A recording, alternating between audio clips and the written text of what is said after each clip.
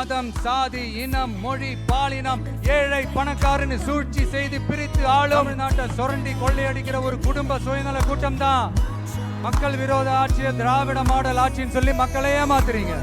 இப்படி முகமடி போட்ட கரப்ஷன் கபடதாரிகள் தான் இப்போ நம்ம கூடவே இருந்துகிட்டு இப்போ இங்க நம்மள ஆண்டுகிட்டு இருக்காங்க. எஸ், ஐ ரிப்பீட், சோறு சாப்பிட்டாதாங்க பசி யாரும், சோறுன்ற வார்த்தையை சொல்றதால பசி யாராது.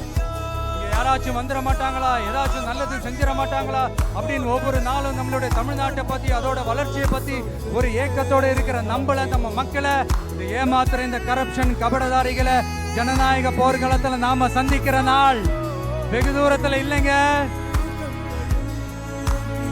இப்போ இப்படின்றதுக்குள்ள வந்துடும்.